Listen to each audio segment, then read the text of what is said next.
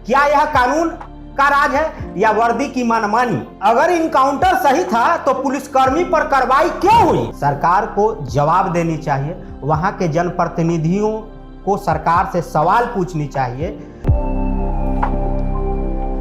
भोजपुर के शाहपुर विधानसभा क्षेत्र में हुई घटना भरत भूषण तिवारी जी की मृत्यु जितनी दुखद है उतनी ही चिंताजनक भी है।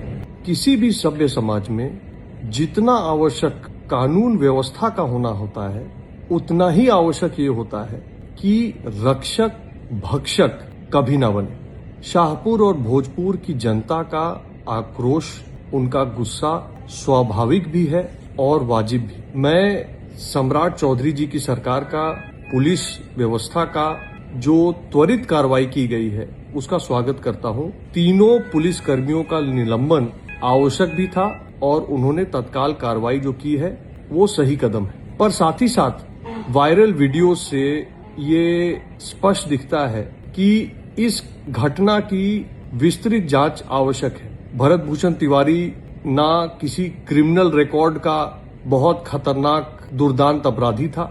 उसकी हरकतों से ऐसा भी लगता है कि वो मानसिक रूप से सही हालत में नहीं था। ये भी बात देखी है, न्यूज पर चर्चा में आई है कि स्वयं उसके परिवार ने पुलिस से आग्रह किया था कि उसका आर्म्स ले लिया जाए। कुल मिलाकर जो घटना हुई है और 5 गोलियां लगी हैं, स्पष्ट रूप से Bihar police act, police manual, भारतीय न्याय संहिता, नेशनल ह्यूमन राइट कमीशन और मुंबई हाई कोर्ट के द्वारा निर्धारित पुलिस एनकाउंटर निमित्त जो रूल्स एंड रेगुलेशन है उसका पालन शायद नहीं हुआ है। इसलिए मैं अपील करूंगा कि सरकार इस पे जुडिशियल इंक्वायरी बैठाए, इंडिपेंडेंट इंक्वायरी बैठाए। सस्पेंड करना एक डिपार्टमेंटल कार्रवाई है, पर अगर सही में पुलिस कर्मियों ने अपने पावर का दुरुपयोग किया है तो criminal justice system, criminal prosecution का प्रावधान और प्रेसिडेंस दोनों है और वो चलना भी चाहिए। मेरा भी भोजपुर से गहरा नाता है। मैं क्षेत्र की जनता से, विशेषकर शाहपुर की जनता से निवेदन करूंगा कि इस हालात में भी धैर्य न खोएं।